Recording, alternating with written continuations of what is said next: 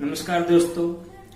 कल मैं एक कस्टमर के वहां गया था। वहां पे उनके रिलेटिव्स बैठे थे, तो उन्होंने मुझे एक सवाल किया कि इंडिया में क्यों कस्टमर लोगों के साथ मेडिकल इंश्योरेंस कंपनियां जो है वो चीटिंग कर रही है, फ्रॉड कर रही है। तो मुझे हुआ कि मुझे लगा कि मुझे इस टॉपिक के ऊपर एक वीडियो बनाना चाहिए, तो मैं आज ये एक वीडियो बना रहा हूँ। और इस वीडियो में आप दो चीजें जानेंगे। पहली चीज ये कि इंडिया में लोगों को क्यों ऐसा फील हो रहा है, क्यों ऐसा लग रहा है कि उन लोगों के साथ चीटिंग हो रहा है, कि मेडिकल इंश्योरेंस कंपनियां फ्रॉड कर रही है। दूसरी चीज आप ये जानेंगे कि हेल्थ इंश्योरेंस लेते समय आपको कौन कौन सी चीजों का ध्यान रखना है। इस टॉपिक पे मैं ऑलरेडी एक वीडियो बना चुका हूं कि कौन कौन सी चीजों का आपको ध्यान रखना है मेडिकल पॉलिसी लेते समय। उसके लिंक मैं आपको ऊपर आई बटन में दे दूंगा और एक नीचे डिस्क्रिप्शन बॉक्स में भी मैं दे दूंगा उस वीडियो का मैं लिंक। और दो चीजें आप इस वीडियो में जानने वाले हैं। तो मैं हूं निखिल पटेल और आप देख रहे हैं इंश्योरेंस गुरु। तो आइए हम जानते हैं कि इंडिया में लोगों को क्यों लग रहा है कि उनको साथ मेडिकल कंपनियां जो है वो चीटिंग कर रही है।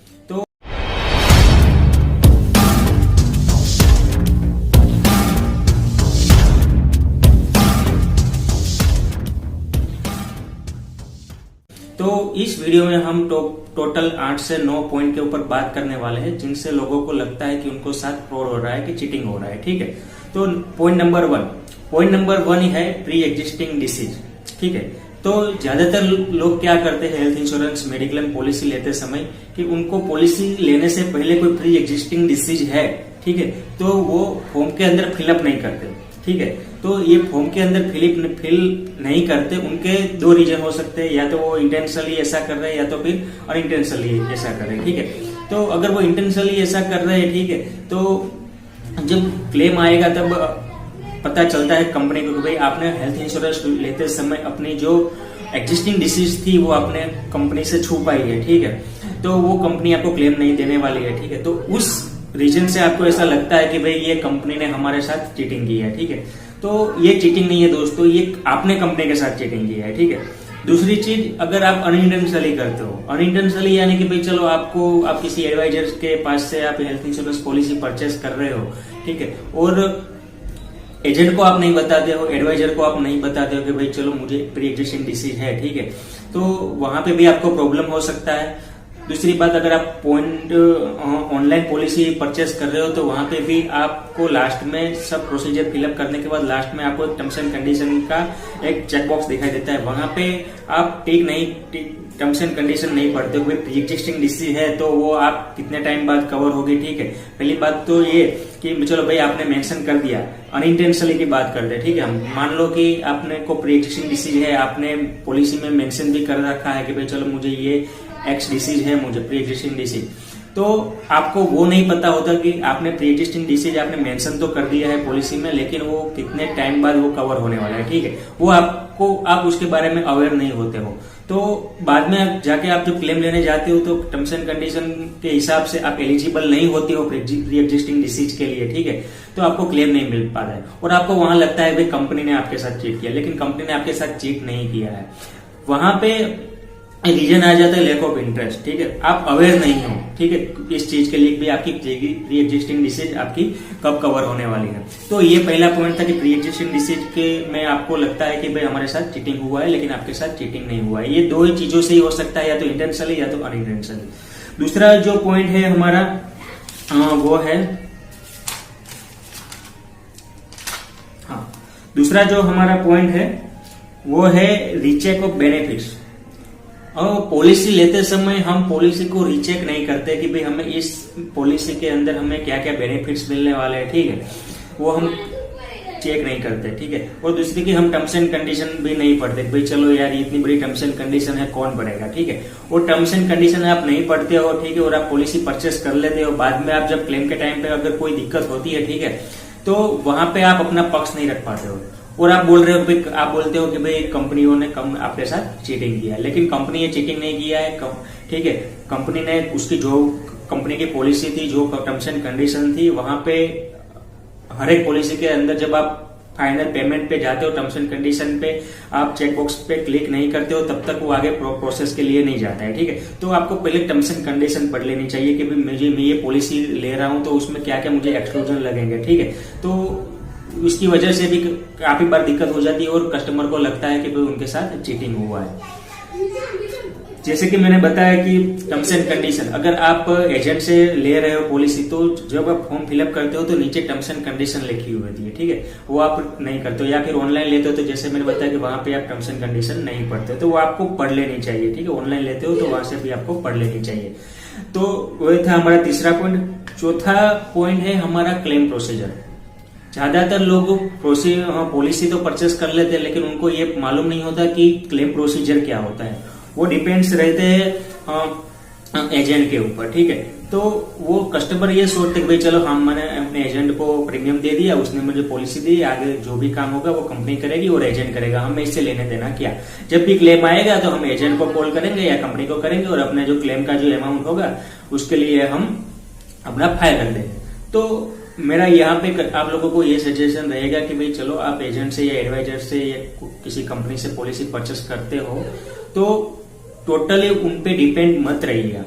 आप पॉलिसी परचेस कर रहे हो, कंपनी को पैसे दे रहे हो, तो आपको हर एक चीज जानने की जरूरत है कि कौन सी चीज कब कवर होगी, कितना बेनिफिट मिलेगा, कितना रूम एलिजिबिलिटी रहेगा मेरे लिए, क्लेम प्रोसीजर क्या रहेगा, जब मुझे क्लेम लेना है तो मुझे कौन से नंबर पे, कंपनी का क्या टोल फ्री नंबर है, मुझे किस तरह से इंटीमेशन दे सकता हूँ, मेरा क्लेम किस तरह अप्रूवल होगा, अगर मैं कैशलेस में जा रहा हूँ तो किस तरह से मुझे क्लेम मिलेगा, अगर मैं रीइंबर्समेंट कर रहा हूँ तो मुझे किस तरह से क्लेम मिलेगा। ये सब चीज जानने का हक है, राइट्स है कस्टमर को। तो लेकिन ज्यादातर लोग यही करते हैं कि कस्टमर एजेंट को पूछते नहीं है।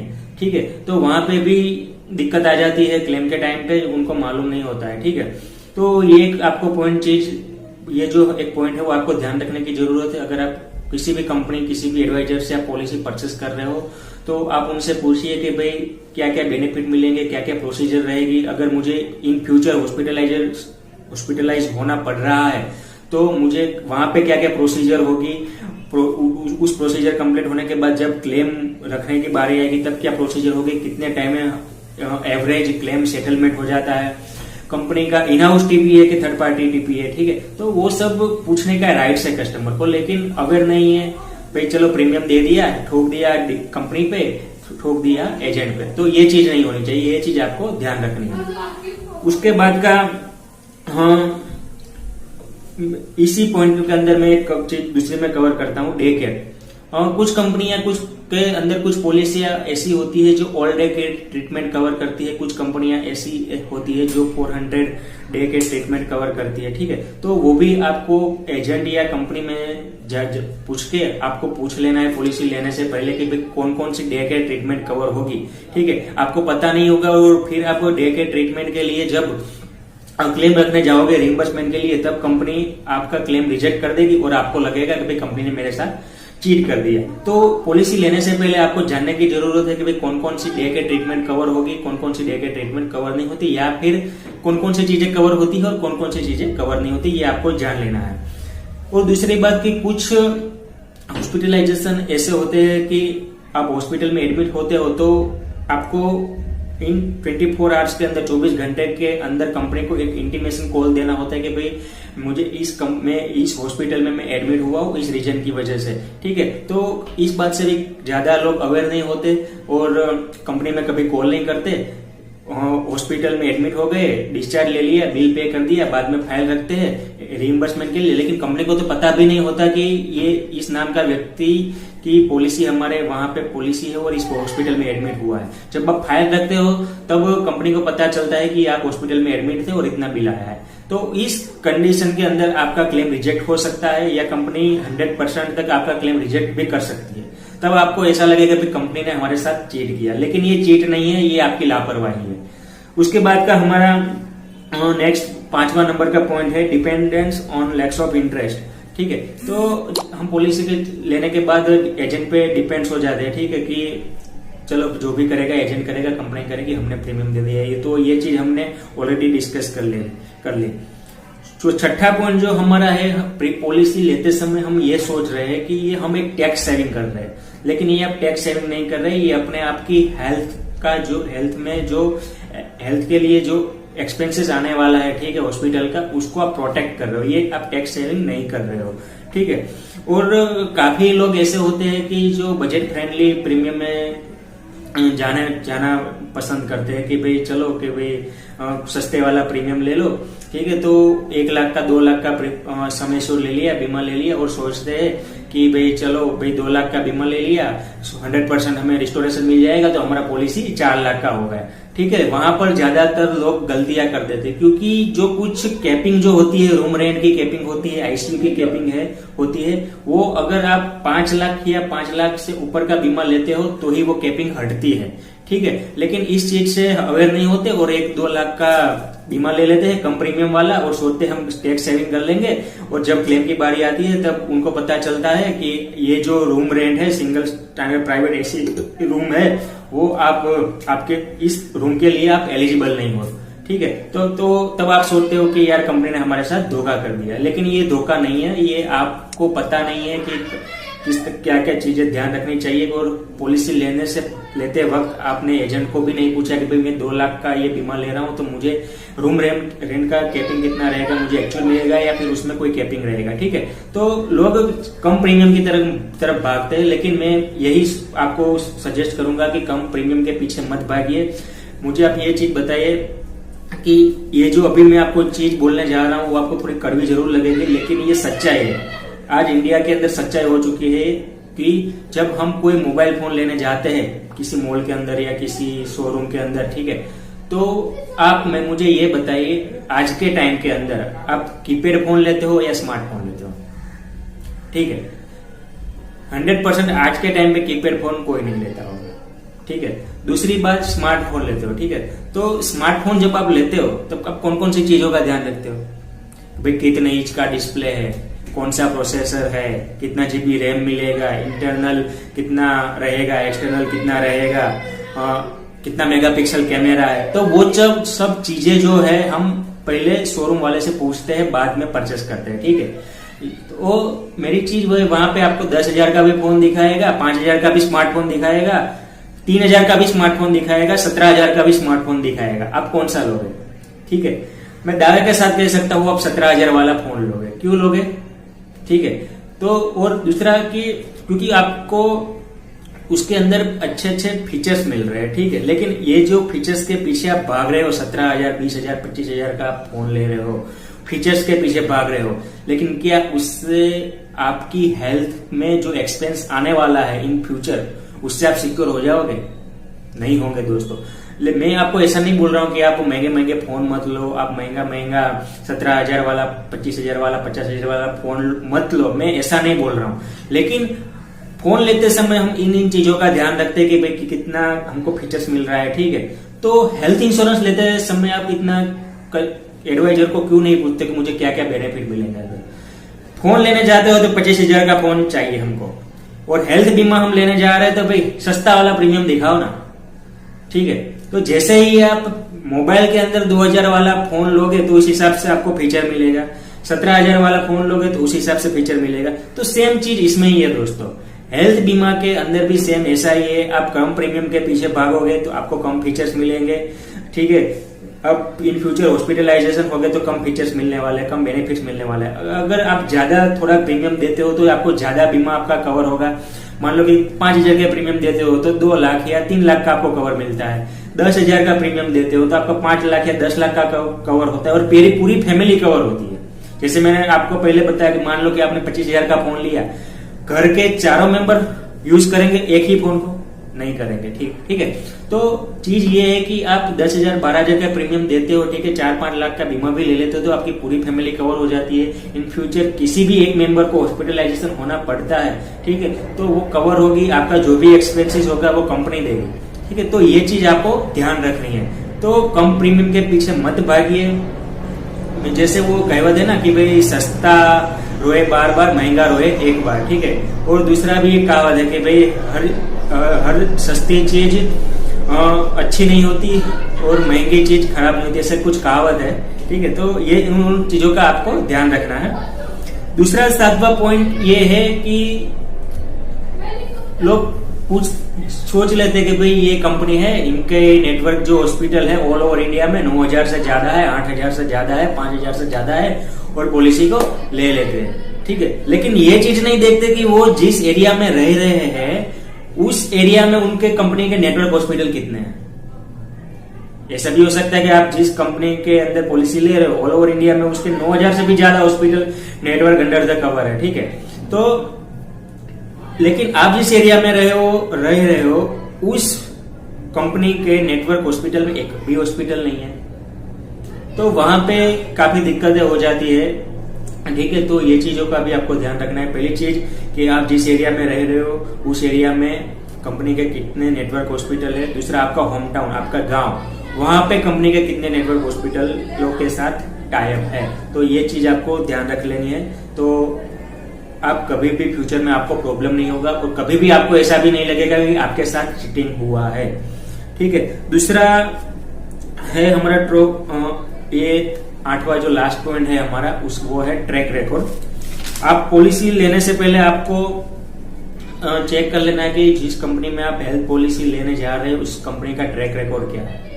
तो चलो ज्यादातर कंपनियों का जो क्लेम सेटलमेंट रेशियो होता है वो 90% से ऊपर ही होता है। ठीक है, तो क्या आप ले लोगे? नहीं, ऐसा नहीं होना चाहिए। कंपनी के आप ऑनलाइन गूगल पे सर्च करो, ठीक है, कि भाई आप जिस कंपनी का पॉलिसी लेने के बारे में सोच रहे हो उस कंपनी का लास्ट 10 ईयर का रिकॉर्ड चेक करो, एवरेज चेक करो कि भाई इस ईयर में इतना कितना क्लेम सेटलमेंट पता, कितना रेशियो रहा है, एवरेज कितना रहा है, चेक करो। फिर बाद में आप उस कंपनी में हेल्थ इंश्योरेंस पॉलिसी लो। और ये लास्ट जो पॉइंट मैं आपको बताने जा रहा हूँ वो बहुत मजेदार है। आप लोगों को शायद मेरे पे गुस्सा भी आएगा और मेरी बात थोड़ी कड़वी भी लगेगी, लेकिन ये एक फैक्ट है। जब तक कोई भी कस्टमर हेल्थ इंश्योरेंस पॉलिसी ले रहा है किसी भी एजेंट या एडवाइजर से पास, तो सबसे पहले वो गूगल पे सर्च करता है कि मैं इस कंपनी में से पॉलिसी ले रहा हूँ, जिस एजेंट से पास में ले रहा हूँ उस एजेंट को मेरे प्रीमियम में से कमीशन कितना मिलेगा। ठीक है, तो वो करते हैं। ठीक है, फिर बात आ जाती है रिबेट वेट पे, तेरे से ये पॉलिसी लेता हूँ, इतना % तेरे को कमीशन मिल रहा है तो इतना % कमीशन मेरे को दे। लेकिन वहां पे सिनेरियो ये रहेगा कि वो एजेंट क्या करेगा कि भाई चलो ठीक है, प्रीमियम में से कमीशन मेरे को इतना मिल रहा है तो मैं इनको दे देता हूँ, वैसे भी मेरा टारगेट इस महीने पूरा करने का बाकी है, तो एक पॉलिसी में प्रीमियम नहीं मिलेगा मुझे, प्रीमियम में से कमीशन नहीं मिलेगा मुझे, कोई बात नहीं, लेकिन मेरा टारगेट तो पूरा हो जाएगा। लेकिन वहां पे चीज ये बनेगी कि बाद में पॉलिसी सेल करने के बाद आपको जब सर्विस की जरूरत होगी तब उस सर्विस को देने के लिए उसको इंटरेस्ट कम रहेगा, क्योंकि आपने जो पॉलिसी करी है उसमें से आपको उस एजेंट को कुछ भी नहीं मिला है। ठीक है, तो ये चीज मत कीजिए, ठीक है, क्योंकि आप जो प्रीमियम दे रहे हो, ठीक है, उसका जो कमीशन मिल रहा है एजेंट को वो कंपनी दे रही है, और वो इसलिए दे रही है कि आपको जब पॉलिसी बेची जाए बाद में आपको जब भी सर्विस की जरूरत पड़े तब वो एजेंट आपको सर्विस दे, इसलिए वो प्रीमियम में से कंपनी एजेंट को कमीशन देती है। ठीक है, उस पर आपका कोई अधिकार नहीं है, ये सिर्फ और सिर्फ एक एजेंट या एडवाइजर का हक है। ठीक है, तो उसको आप मत छीनिए। अगर आप छीन लोगे तो कोई भी एजेंट पॉलिसी देने के बाद आपको सर्विस नहीं देगा और आप बोलोगे कि भाई कंपनी ने मेरे साथ चीट कर दिया, एजेंट ने मेरे साथ चीट कर दिया। ठीक है, तो ये चीज मत कीजिए। ठीक है, तो ये पूरा वीडियो में मैंने आपको ये 8 से 9 पॉइंट बताए, ये चीजों का आपको ध्यान रखना चाहिए। ठीक है, हेल्थ इंश्योरेंस पॉलिसी लेते समय तो आपको फ्यूचर में कभी भी ऐसा नहीं लगेगा कि आपके साथ चीटिंग हुआ है। ठीक है, बाकी को तो मैं लास्ट में आपको बता दूं कि कोई भी हेल्थ कंपनियां चीट नहीं होती। ठीक है, प्रॉब्लम होती है वहां पे अवेयरनेस में कि हमको मालूम नहीं होता है कि भाई हेल्थ इंश्योरेंस पॉलिसी में क्या क्या कवर होता है, किस तरह से होता है, टर्म्स एंड कंडीशन क्या होते हैं, terms and condition is most important, वो आपको पढ़ लेनी है। ठीक है, तो दोस्तों आशा करता हूँ इस वीडियो में मैंने आपको जो भी इन्फॉर्मेशन दी है वो आपको अच्छी लगेगी, और आप जब भी इंश्योरेंस पॉलिसी नेक्स्ट परचेस करने जाओगे किसी भी कंपनियों में तो इन बातों का ध्यान रखोगे। दूसरा, मैंने ऑलरेडी एक वीडियो में बना चुका हूं कि हेल्थ इंश्योरेंस पॉलिसी लेते वक्त आपको कौन कौन सी चीजों का ध्यान रखना चाहिए। उसका लिंक मैं ऊपर आई बटन और नीचे डिस्क्रिप्शन में दे दूंगा, तो वहां पे आप क्लिक करके उस वीडियो को पूरा देख सकते हो। और ये वीडियो आपको अच्छा लगा हो तो लाइक कर दीजिएगा, शेयर कर दीजिएगा दूसरों लोगों के साथ, तो दूसरे लोग भी इस चीज से अवेयर हो सके। और दूसरा चीज, अभी तक आपने मेरे चैनल को सब्सक्राइब नहीं किया है तो सब्सक्राइब कर लीजिए, तो जो भी मैं नेक्स्ट वीडियो अपलोड करूं तो उसका नोटिफिकेशन सबसे पहले आप तक पहुंच सके और आप मेरे किसी भी नेक्स्ट वीडियो को आप मिस ना करें।